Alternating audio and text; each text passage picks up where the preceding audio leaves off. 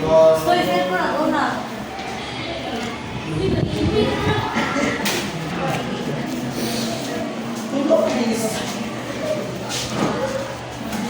Magandang hapon, grade 4 students! So bago natin simulan ng formal na talakayan, ay hayaan niyo muna kami magpakilala sa aming mga sarili. Ako nga pala si Teacher Mike, kasama sina Teacher Ash, Teacher Janal. At Teacher Kushner. at kami ang iyong guro sa araw na ito. Inaanyayahan ko ang lahat na tumayo para sa ating pananampalataya. And for those who are non-Catholics, you can have your own prayer. Let's put ourselves in the holy presence of God, as we all say in the name of the Father, the Son, and the Holy Spirit. Amen. Lord, sa pagsisimula ng araw na ito, tayo namin inaalay sa iyo ang aming mga puso at isipan. At gabayan niyo po sila sa kanilang pag-aaral. Bigyan niyo sila ng karunungan at pangunawa upang maunawaan nila ang mga aralin. Pagkalooban niyo din po sila ng disiplina at tiyaga upang maayos nilang gawin ang kanilang mga gawain. Amen. Before you sit down, please arrange yourself. Arrange the chairs, organize yourself. Pick up the trash under your chairs. And you may sit down.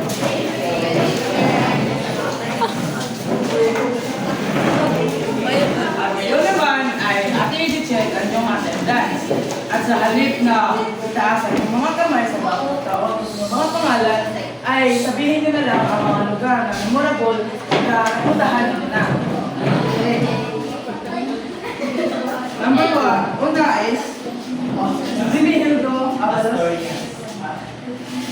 Across ay Adiki Aguilar Algarme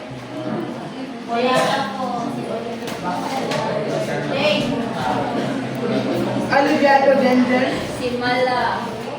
Anton Geraldine Artajo Kimberly Artajo Laika Atamosa Babes Aureta Jean Banati Sheryl Bohol. Bantoy Maribeth Leyte. Bargamento Lea Batoktoy Carl Joshua Lapu-Lapu Viking John Paul Bailos Fishbel Bicula Angelique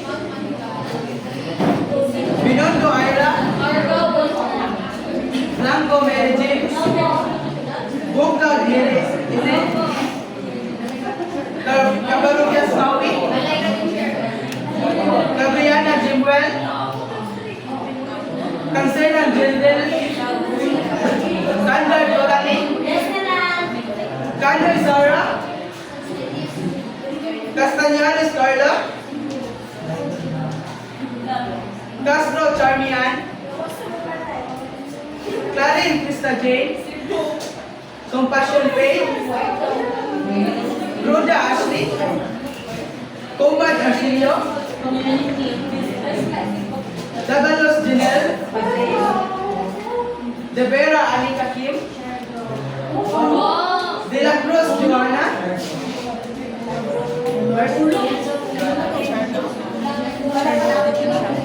Divina Gracia Samantha Dongdong Genefi Econas Baby Jin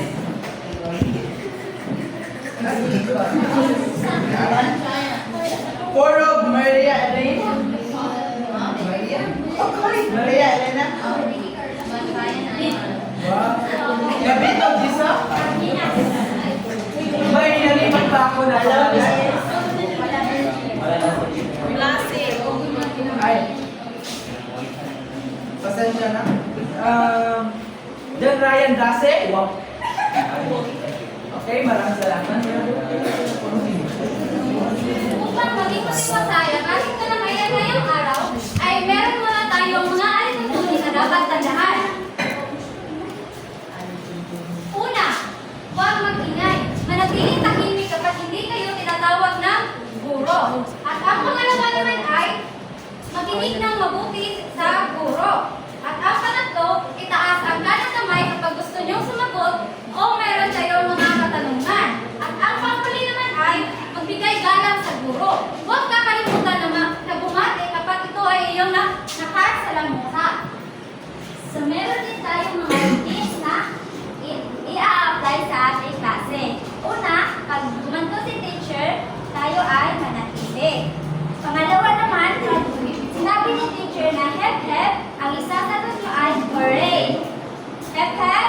Hooray! Pangatlo naman, pag sinabi ni teacher na everybody eyes on me, ang isasagot nyo ay eyes on you. Right. At meron din ako mga coupons na nagre-representa ng isang puntos kapag kayo ay sumagot sa katanungan ni teacher. Naintindihan niyo ba mga bata? Oo! Gusto niyo ba maglaro mga bata? Oo! Okay, magaling. Kung ganun, tayo ay maglalaro. So, ang larong ito ay tinatawag na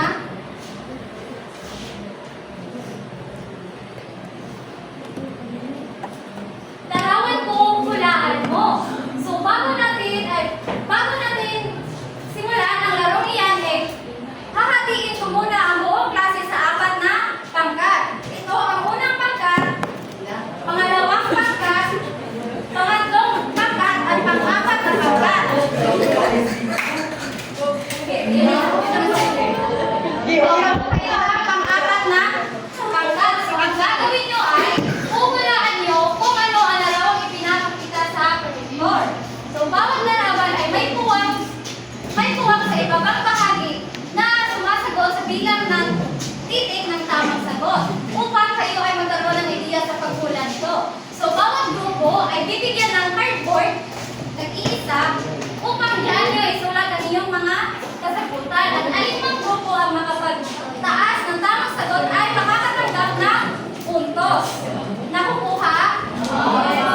Okay. Maaari naman tayong simula? Opo. Okay, so ang unang larawan.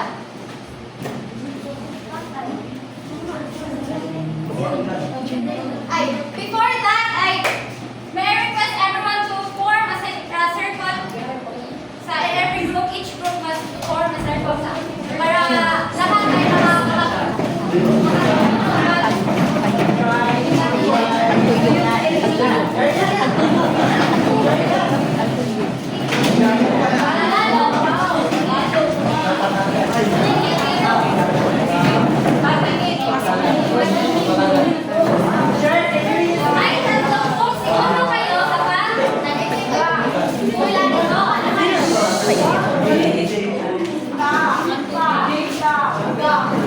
Thirty seconds.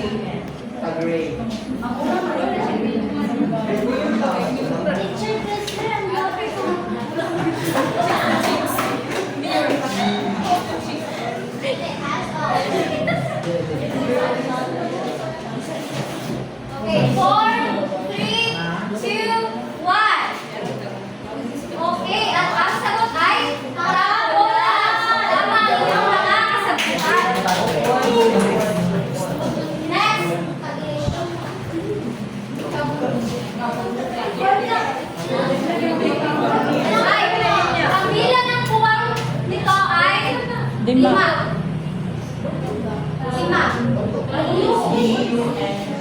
White slides. I mean, Ilan, sir? lima.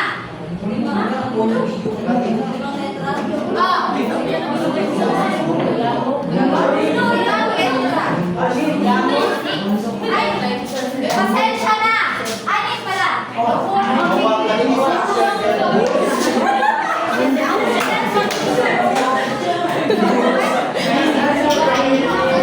Bilang ang buwang larawan na ito ay anin.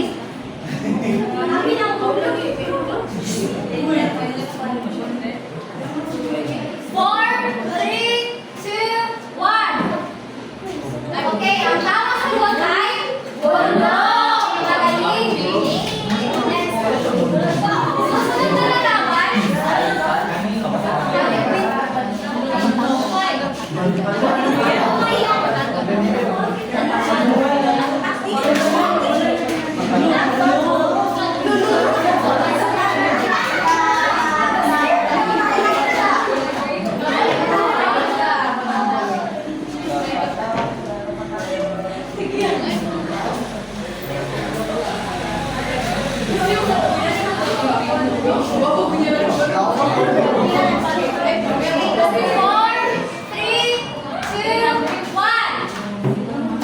Okay, ang tamang sagot ay kakaragan.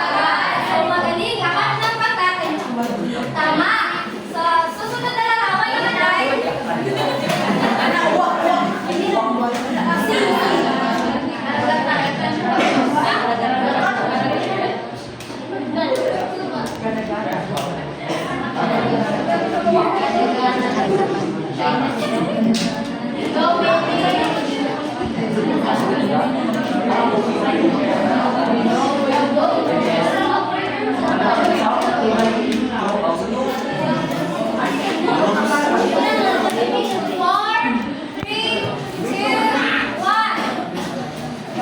ang sagot ay okay, mahusay. Next.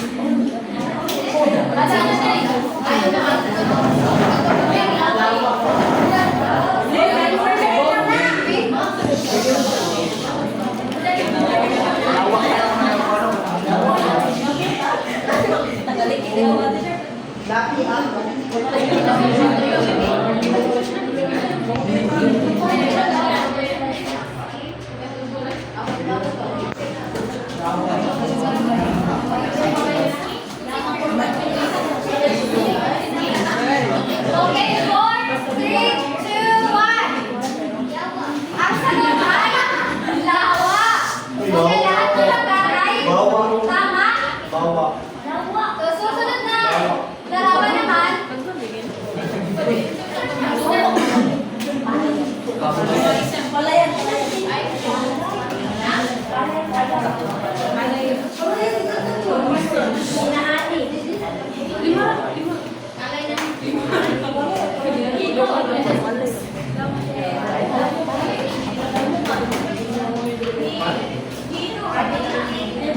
Four, 3,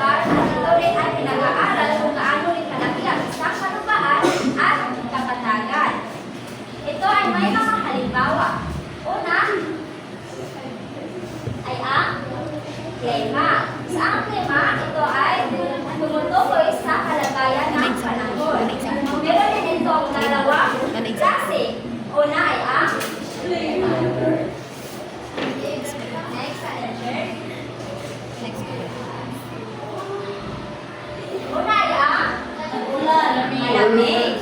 Ang malamig, ito ay lulod ng hanging amihan na bukan ng lagang silangan. Pangalawa naman ay ang mainit. Ang mainit ay buhat ng limong kanduran. So ano nga ulit ang dalawang klase ng klima? Malamig at mainit. Magaling. So ito ay may apat na uri ng klima. Ang unang uri ng klima ay ang umuulan sa buong taon. Pangalawang uri naman ay ito ay kalahating tag-ulan at kalahating tag-init sa buong taon. Pangatlong uri naman, ito ay mainit at maikling tag-ulan sa buong taon. At ang pang-apat naman ay pantay-pantay na pagkakabahagi ng tag-ulan. So, ang pangalawang halimbawa naman ng geography ang physical ay ang next picture.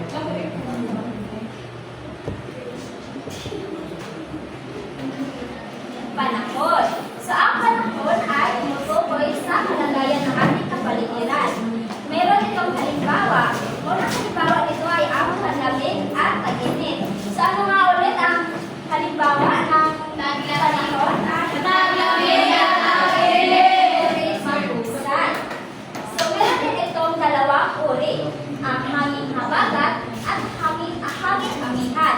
So, ang hanging habagat, ito ay buhat ng limong kanduran at ang hanging amihan naman, ito ay buhat ng lagang silangan.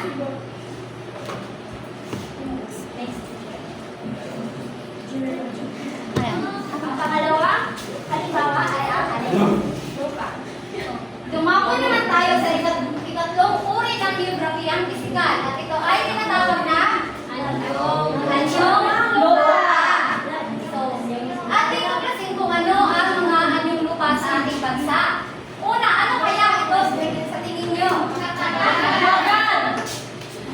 Okay, very good. So, ito ay kapatagan. So, ang kapatagan ay malawak na lupain na matat at mababa. Ang kapatagan ay kasalaningan mga gulay, mga palay, at mga maisdaya na inyong nakikita sa labas. So, sa tingin nyo, anong uri ng anyong lupa ang inyong makikita sa labas? Kapatagan. Itaas ang kanyang kamay.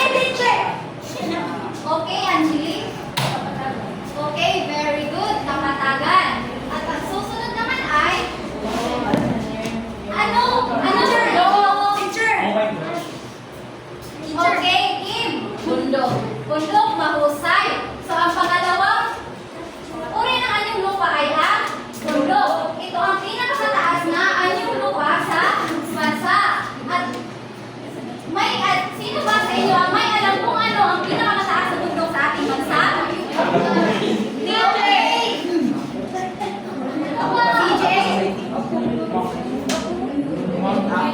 Okay, mahusay. Ang pinakamataas na bundok sa bansa ay ang Mount Apo. Okay, next. Sa tingin nyo, ano ang nasa larawan? Okay, Sarah, bulong bundukin. Okay, maaari, iba. May iba ba? Okay, Ira, liquid. Okay, ito ay kapaligid. Sino ang makapagsasabi sa akin kung anong uri ng anyong lupa ang kapaligid? Kasi ang kapaligid ay isa lang itong pangalan na sa kailangan na. Okay, Ryan. Okay, mahusay, burol. Bigyan natin si Ryan ng may tama kaklap. So, ganun ito gagawin. 1, 2, 3, may tama ka. Okay, everyone? 1, 2, 3, and 1, 2, 3, 1, 2, 3, may tama ka. So, ang pangatlong anyong lupa ay tinatawag na burol. Ito ay mataas yun na lupa, ngunit mas mababa lamang sa bundok. At ano nga ulit ang pinakatanyag ng mga burol sa bansa? Itaas ang kanang kamay. Pinakatanyag ng burol sa bansa. Okay, Shireen? Chocolate Hills. Okay, mahusay. Bigyan natin si Shireen ng dalawang bansa. Okay, next.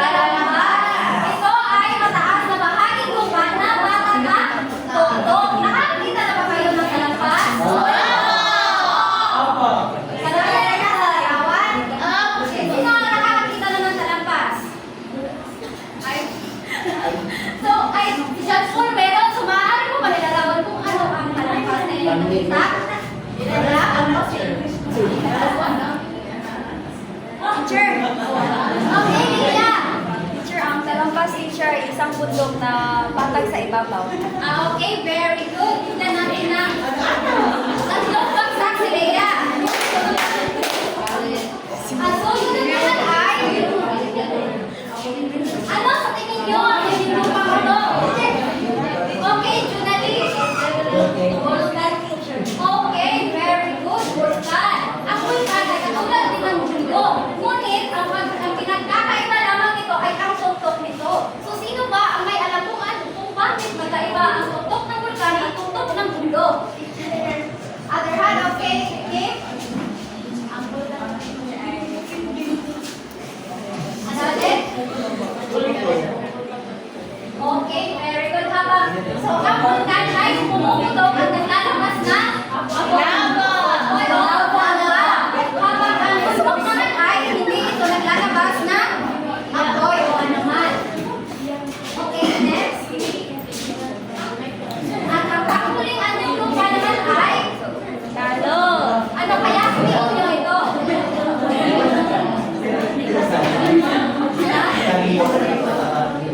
Another idea?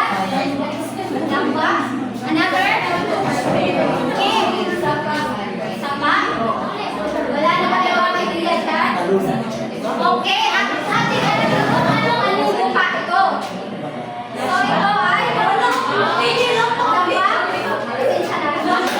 Pasensya na. So ang lamba ay isang patat na lugar na pinapaligiran ng mga bundok. Nakakakita na ba kayo ng lamba, mga bata? Okay, very good. At yan ang mga anyong lupa. Next.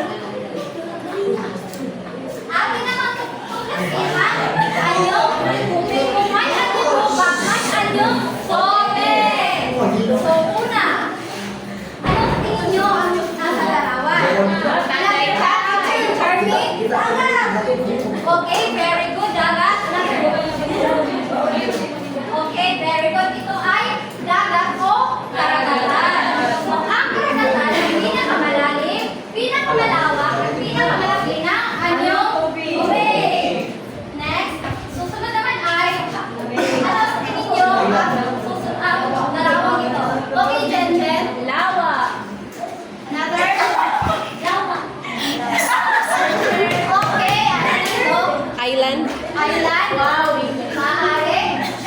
Teacher! Okay, ano ba si Lilo? Okay, Leia. Pulo? Pulo? Pwede? So, acting artist.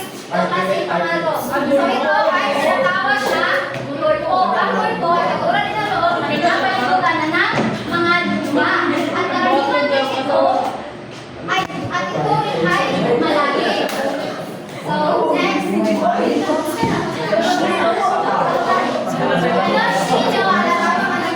Okay, Jewel. Lawa, okay. Number, yes. Ilog. Okay. Sapa. May iba ko bang idea kung ano ang nasa larawan? Okay, very good. Sapa. Sapa. Maaari. Ate, alam niyo kung ano nga ba ang nasa larawan? Next. Ito ay tinatawag na challenge. So, ang challenge, Lakwan. So, ang challenge ay nagtutulong ng dalawa malaking katawan ng tubig. Karaniwan din ito, tinatawanan ng mga bato. Kaya naman ito ay malalim. Sunod na anong tubig?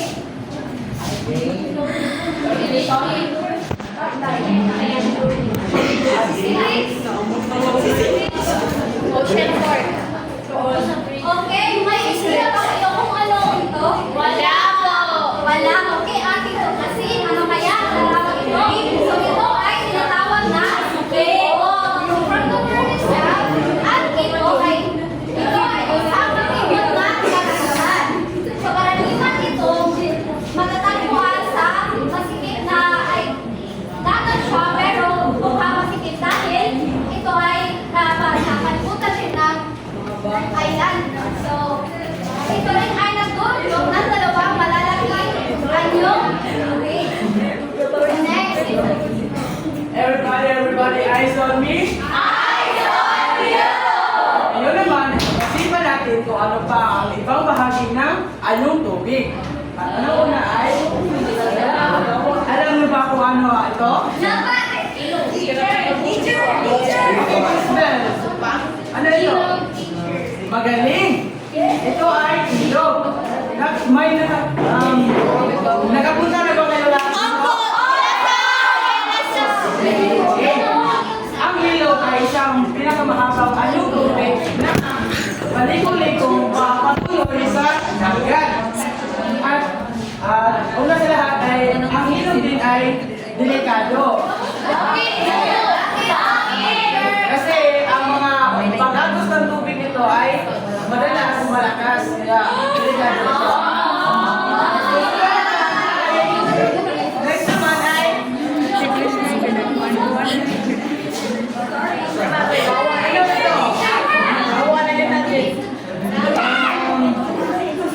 Okay, Aurita. Magaling. Ito ay lawa. Ang lawa naman ay isang pinang na ipaligiran ng lupa. At ito rin ay at ang sunod naman ay okay, Jen. Okay, magaling. Ito ay talon. Ang talon ay isang tubig na umaagos at matatagpon lamang sa mga matataas na bundok. May nakita na ba kayo ng talon? Alam niyo ba na ang isa sa pinagtatanyag na talon sa ating bansa ay ang piganhan sa dalunan? Okay. At ang sunod naman ay ano ito? Ito ay dapat na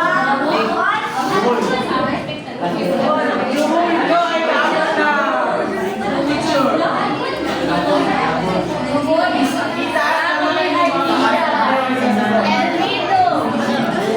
Okay, Kimberly.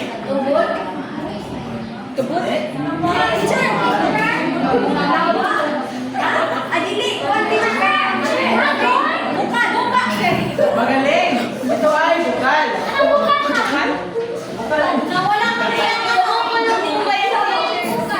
Ang bukal ay ito ay matatagpuan lamang sa ilalim ng lupa. At alam nyo ba na ang tubig dito na nagagaling ay mainit. At ito rin ay mayaman sa mineral. At alam nyo ba na ang Pansot Hot Spring ang pinakabantog na bukal dito sa ating bansa. At ngayon naman, may tanong ako. Ano nga ulit ang ibang uri ng geographyang banta, physical? Okay, Samantha? Anyong tubig at anyong lupa. Galing. At ano naman ang uri ng anong tubig? Lawa. Bigay lang ba ng isang example? Magaling. Yun naman.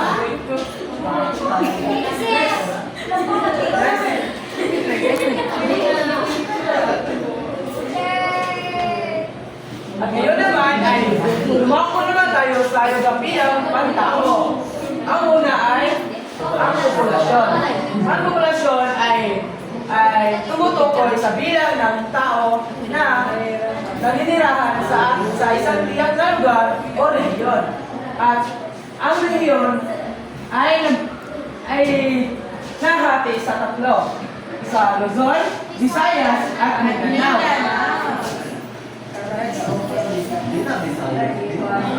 Ang susunod naman ay everybody, eyes on me. Eyes on you! Perfect? Hooray! Kasunod naman sa geographyang pantao ay ang agrikultura. Sino ang makapagsasabi ano ang brand sa tanawan?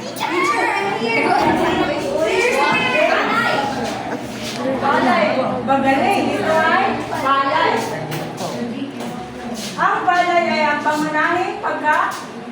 Pagnahin sa Pilipinas. Dahil ito ay pinagkukunan natin ng bigas. Sino ang makapagsasabi ano na sa Okay, magaling. Ito ay niyog. Ang niyog ay isang uri ng puno na nakasalalay sa halagaang kultura.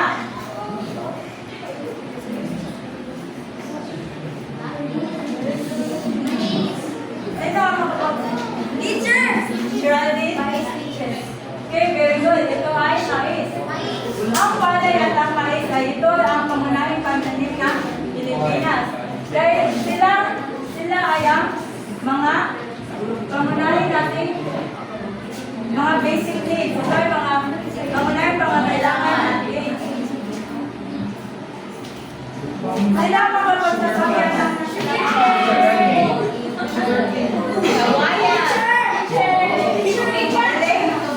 Okay, magaling. Ito ay ang tubo ay ang yung, alam mo ba yung tubo ay ginagawang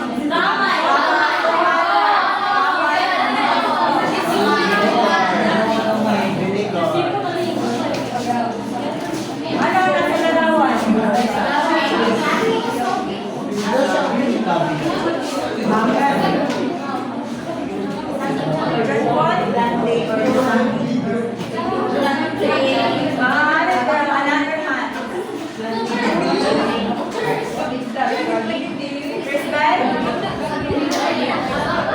Very good. Ito ay abaka.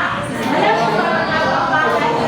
Ito ay ginagawang sela o kaya ay mga papel.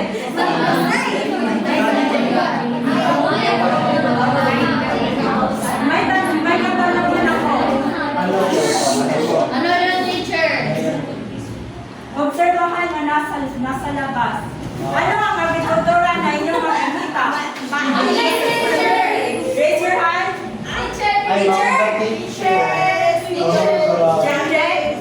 Mais po. Magaling. Ito ay mais. Sunod naman ay ang industriya.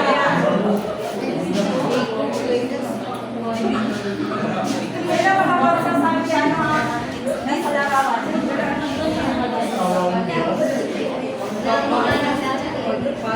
Kaya, maaari pero another hand. Magsasaka, teacher. Magsasaka? Oo. Another hand. Malapit na. Oo, teacher. Mag-aani. Teacher. Pagtatanim pa rin. Pag-harvest o? Yes. Pag-harvest o? Pag-aani. Pag-harvest po ba? Pag-aani.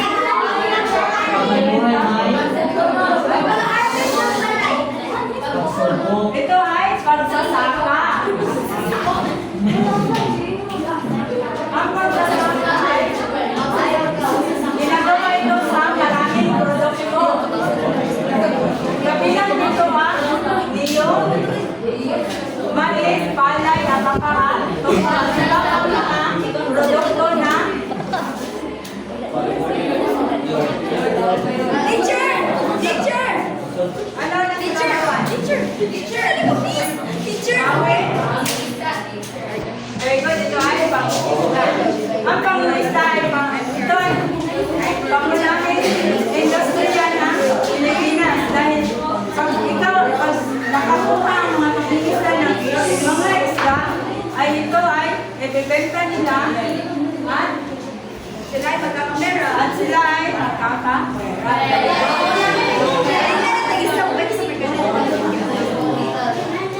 So, sunod naman ay Mangingisda.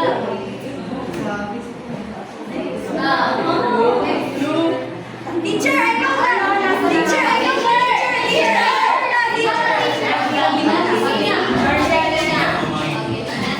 very good. Sino ang nakakita? Di ba may minakain siya? Toledo? Yes, teacher, taga-tinto ko! Alam niyo ba na ito ay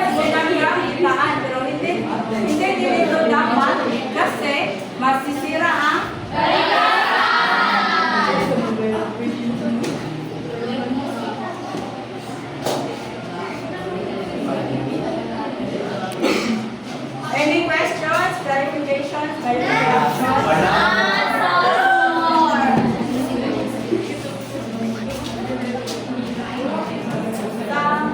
Sa ngayon ay hahatiin ang klase sa apat na grupo. Same group kanina. This is group 1, group 2, group 3, and group 4. Ang gagawin natin ay i-illustrate nyo o mag-drawing kayo sa cardboard kung ano ang inyong natutunan sa talagayan. Meron kayong 5 minuto para gawin ito. At pagkatapos ay pipili kayo na isa representative na para i-describe kung ano ang iyong i-ginuhit sa cardboard. Maaari na kayo magsimula mag-guhit. Ano ba ang guhit, teacher?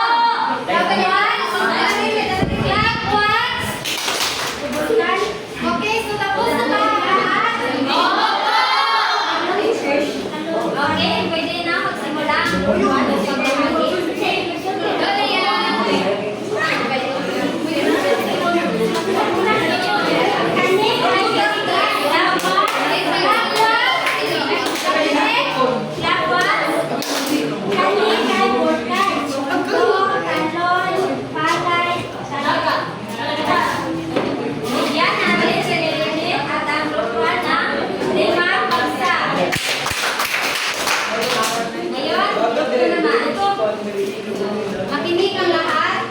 Group 4. So ito, teacher, is ang aming natutunan ay nag-drawing kami ng bundok, burol, talampas, may mag-inisda, tapos may isda, tapos may niyog, teacher. Nagdagat kayo pa rin. At may dagat rin, teacher. Nag-init na rin, teacher. Tapos pag-ulit na may clouds, teacher. Bigyan natin ang grupo ng 5 pagsa. 1, 2, 3, 4, 5. Ngayon naman at ang maaari niyo pang ibahagi umuwi kami ng mga kahoy. Sila ay nagre-representa ng mga bundok. Meron din yung mga isdaan. Mga husay, bigyan natin ang tray ng 5 bagsak. Next naman, maaari ibahagi ang iyong ginuhit. Group 4.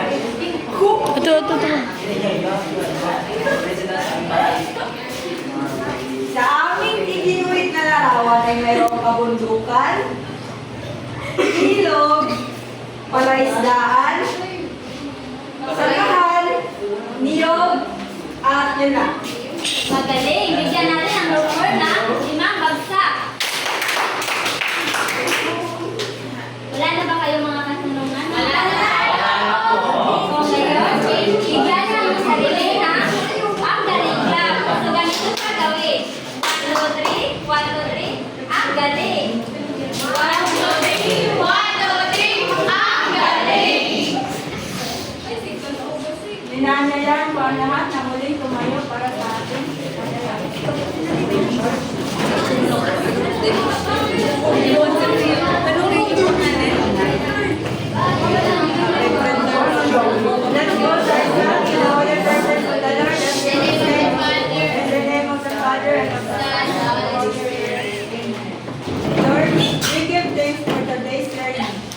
the opportunity to share this time together. May we carry the lessons learned today with us, and may we continue to grow in wisdom and understanding. Amen.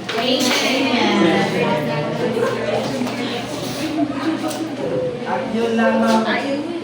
Grade 4 students. So, paalam students. Grade 4 students. Paalam!